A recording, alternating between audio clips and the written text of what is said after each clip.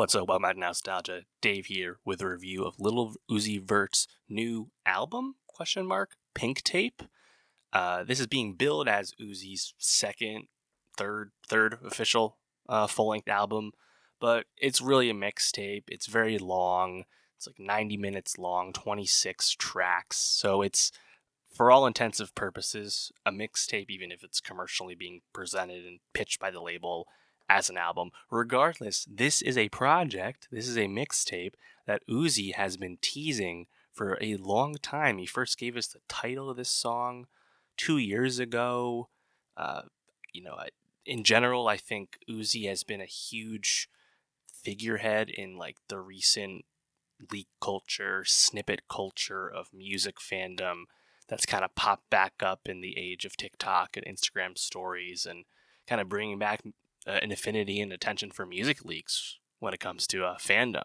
Uzi's at the front of that, alongside someone like Playboy Carti. And Uzi's Pink Tape is a really expansive, bloated listen, but thematically, genre-wise, it's interesting because Uzi is really positioning himself as one of the new faces of this new version of like rap rock that we have today in 2023.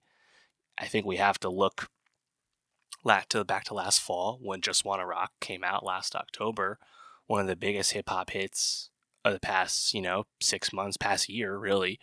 And Just Wanna Rock is a Jersey Club song. And if you think about this new era we have with Carti and Uzi, production from people like Too Rare, the rage music side of things with people like Yeet, Uzi's proximity to that rage music, pushing it forward into this kind of rap rock you get on Pink Tape, it really kind of feels like the natural progression of the SoundCloud rap music that popped up, 7-8 years ago. It is interesting to kind of trace the lineage of all of this. I've been a big Uzi fan for quite a while. He's kind of sneakily been in our lives for a long time at this point, 7-8 years. And despite all that, I think Pink Tape, it's just way too long and way too much. But I think that's kind of the point, that this is too much. It's all different kinds of songs. It's traditional hip hop, traditional Uzi sound. It's rap rock. It's a bit of pop punk. It's covers. It's interpolations. It's kind of all over the place. It is truly throwing paint at the wall, pink paint at the wall, and seeing what sticks. And to use Uzi's words, if you're feeling blue, have a pink day. Having a blue day, have a pink day instead. Whatever he said, I get it. It makes sense. And yeah, I think there's a lot of things to like, and I think songs to take away. And I think because Pink Tape is truly presented as a mixtape project, it's okay that it's all over the place and has no form of self-editing at all. It's not a project to listen to in that manner. Take the songs out you like, ignore the rest. I think something like Eternal Take from Uzi back in 2020, much more cohesive, much more, I think, revisitable to me as a full-length project. Uzi gave us the Red and White EP last year, which I think I liked actually quite a bit. And part of that's the brevity. Pink Tape is a lot. That being said, there's things I like about it. Uzi's also teased that should Pink Tape go number one, Uzi will release Love is Rage 2.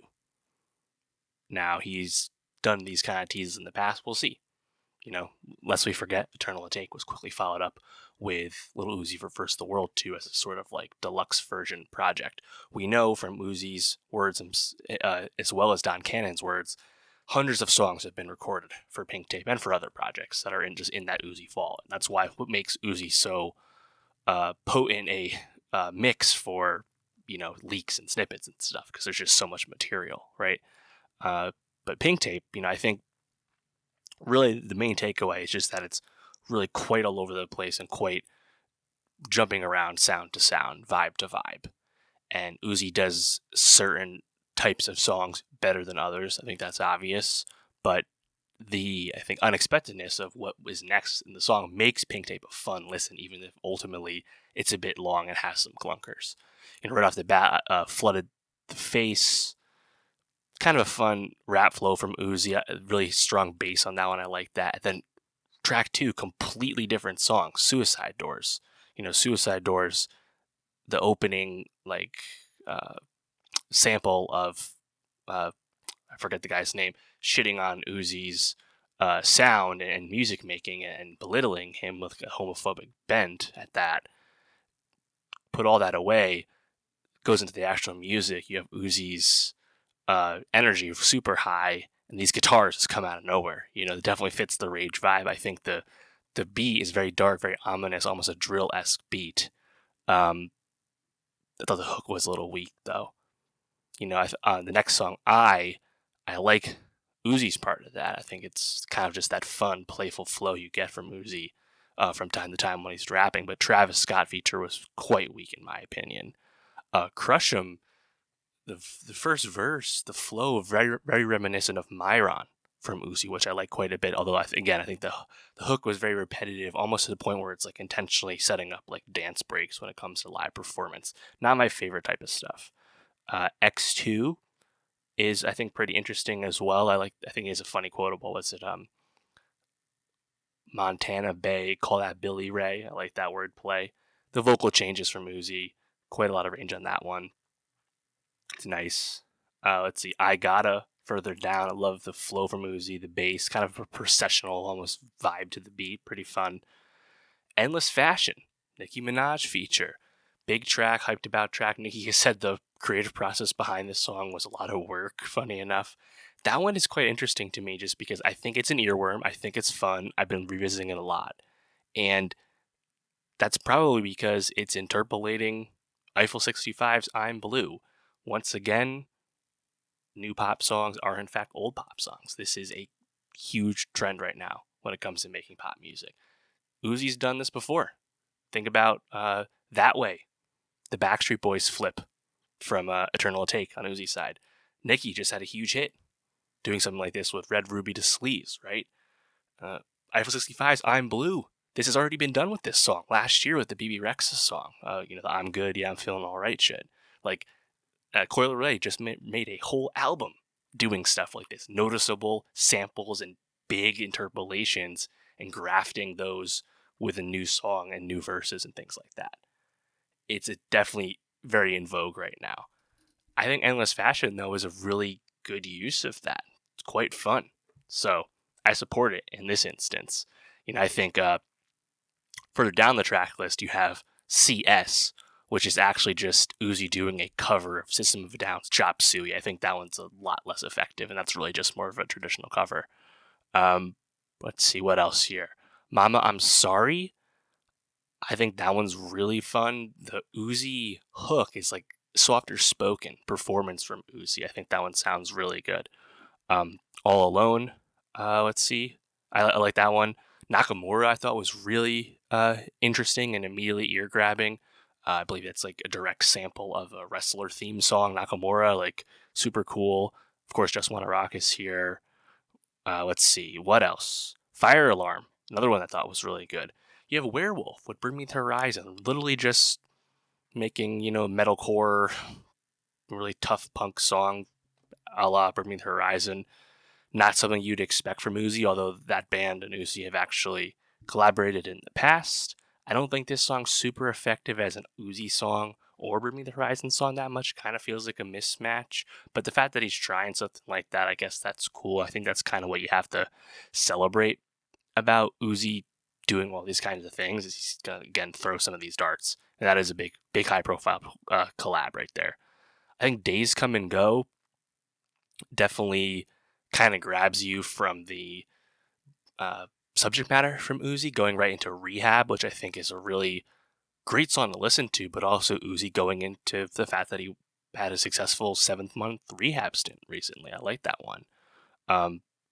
The End with Baby Metal on the feature kind of gives you like an anime like theme song chorus type vibe.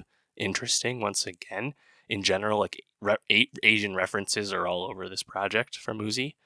And then you have these 3 bonus tracks.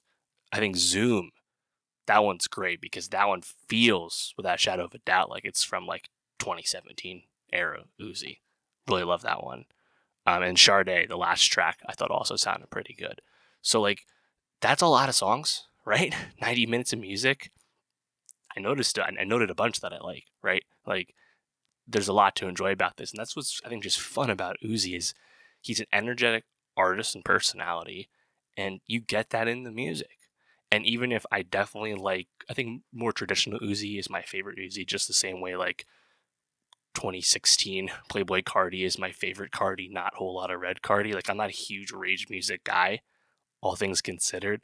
I do appreciate the artistry that's coming into what Uzi's giving you on Pink Tape, and just the desire to do different things and do them all at the same time as well. So that's pretty cool. Very curious what Love Is Rage 2 actually is, if it is to come out soon, as Uzi is teasing. Is that more songs from these recent sessions? Is it throwback stuff from the vault? A mix of both? Probably a mix of both. I don't know. But yeah, shout out Lil Uzi Vert. Just one of the, I think, most fun hip hop artists there is. Has he hit the highs of EXO tour life on Pink Tape? No. Just Wanna Rock's a big hit, but no. That's okay. He's an exciting artist. But let me know, how'd you feel about Uzi? What did you think of Pink Tape? Obviously, there's a lot of thoughts to be had. And for more rap reviews and more music reviews, subscribe. And I'll see you next time.